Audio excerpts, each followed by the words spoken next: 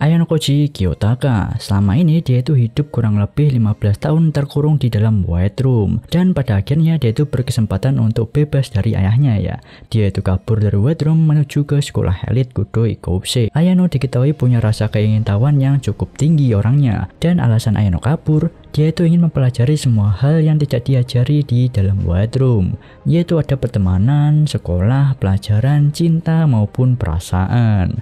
Untuk mempelajari tentang semua arti itu, Ayano hanya punya waktu 3 tahun di dalam sekolah ya. Soalnya setelah lulus nanti, ayahnya itu pasti akan membawa Ayano untuk kembali ke White Room. 3 tahun itu pun masih belum pasti ya. Soalnya kalau ayahnya serius, Ayano tuh yakin kalau sewaktu-waktu dia tuh bisa aja dikeluarkan secara nggak terduga. Kalau orang melihat Ayano, mungkin Ayano dianggap sempurna. Sedangkan semua manusia di dunia ini itu nggak ada yang sempurna selain Tuhan. Begitu juga dengan Ayano, dia itu jenius tapi dia punya satu kelemahan yang mungkin nggak ada di orang lain, yaitu emosi maupun perasaan. Jadi ya karena nggak mengenal perasaan ataupun emosi ini, makanya Ayano terkesan orang yang kejam nggak berperasaan gitu. Seenaknya sendiri mengorbankan orang lain demi melindungi dirinya sendiri.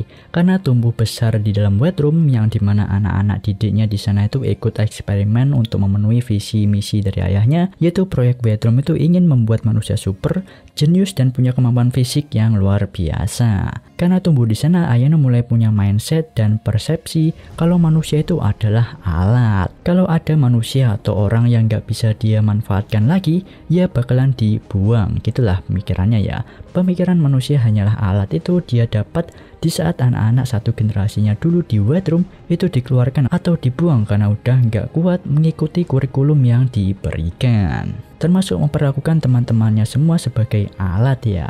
Terutama si K itu. K itu dia anggap sebagai alat agar dirinya bisa mempelajari arti cinta. Ayano mau merasakan kehidupan seperti murid biasa. Dan salah satunya murid biasa kan pasti berpacaran ya.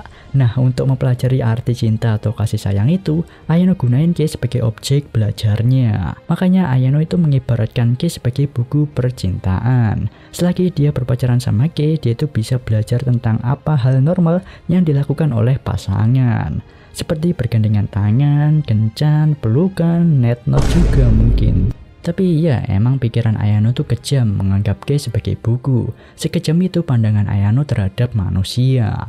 Dia tuh jadi jenius tapi harus mengorbankan sifat kemanusiaannya yaitu perasaan dan emosi.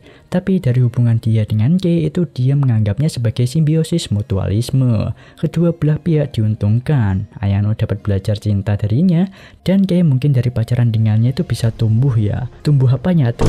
Ya tumbuh secara mental dan perilaku lah ya maksudku ya.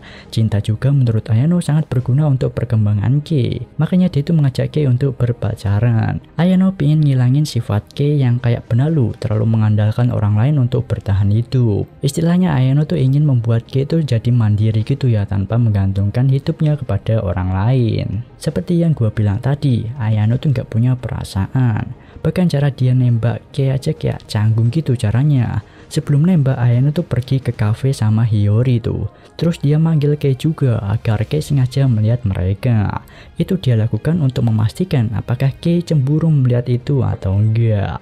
Men, pendekatan yang cukup bikin para woman kesel ya mungkin. Tapi ya gitulah Ayano, secanggung itu dia dalam bersosialisasi. Ngomongin soal Ayano nih, jadi ada sebagian yang menganggap kalau Ayano itu nggak ada perkembangan, alias development karakternya itu nggak ada sepanjang cerita sampai saat ini.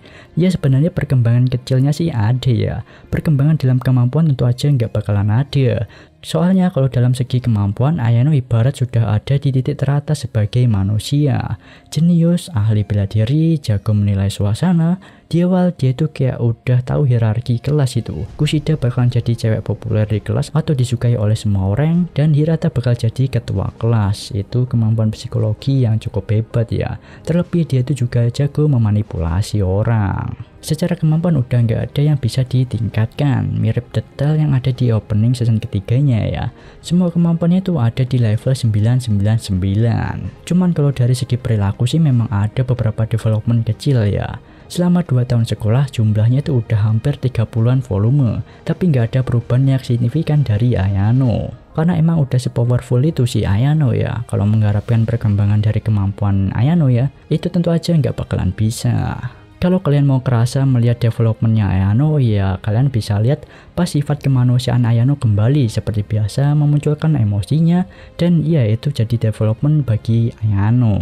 Cuman untuk menuju ke sana Ayano tuh masih berproses, dan contoh kecil development Ayano itu contohnya tuh kayak Ayano tuh mulai tahu sedikit cara berinteraksi dengan orang lain ya, walaupun kadang suka canggung. Dia tuh mulai punya teman, walaupun nggak banyak tapi ada lah ya, nggak hanya di dalam kelasnya, tapi di luar kelas juga ada orang yang bisa dianggap sebagai teman. Kalau di dalam kelas itu ada Hirata, dan di luar kelas itu ada Hiyori, Ishizaki maupun Ichinose. Lalu dari Kei, Ayano tuh belajar banyak tentang perempuan, woman ya kan. Ayano mempelajari cara menghadapi makhluk misterius satu ini. Lalu Ayano tuh sempat senyum kecil ya, tapi bukan sama pacarnya Kei, melainkan dengan Horikita. Dia tuh senyum kecil tanpa dia sadari. Itu juga bisa dikatakan sebagai development, cuman ya memang masih kecil, soalnya masih senyum kecil gitu ya kan. Dan peran Ayano di awal itu kelihatan kayak bukan untuk difokuskan menampilkan development ya, malahan Ayano tuh dapat job karakter untuk membuat orang-orang di sekitarnya mengalami development karakter itu sendiri. Contohnya itu paling kelihatan ya si Horikita. Kalau Ayano nggak berinteraksi sama Horikita, nggak akan ada Horikita saat ini. Kalau nggak ada campur tangan Ayano, Horikita bakal masih jadi orang yang egois dan memandang rendah semua teman sekelasnya, dan kelasnya itu bakalan jatuh. Soalnya kelasnya itu berkembang karena Horikita yang memimpin ya. Lalu ada Kei juga yang gue sebut tadi. Ayano tuh bisa membuat Kei jadi bisa lepas dari masa lalunya. Ada juga Kushida, Hirata, Ryuen maupun Ichinose. Banyaklah orang berpengaruh di setiap kelas, perkembangannya itu kena pengaruh dari Ayano. Selama pemikiran Ayano menganggap manusia sebagai alat itu masih ada, maka Ayano itu masih belum dapat development karakter yang betul-betul bisa disebut sebagai development karakter. Menganggap manusia adalah alat itu kan jahat dan gak berperasaan. Ayano yang punya pemikiran seperti ini bisa dikatakan gak akan bisa mengeluarkan emosinya. Kalau mau ngeluarin emosi itu harus tulus kan ya. Kesalahan Ayano dari yang gua lihat itu, dia itu mau menarik emosinya, tapi untuk menarik emosinya itu, dia itu selalu menyiapkan plan atau rencana ya. Seperti berantem sama Kei dan segala macem. Lah orang mah nangis atau bahagia karena kadang dapat hal yang di luar ekspektasinya.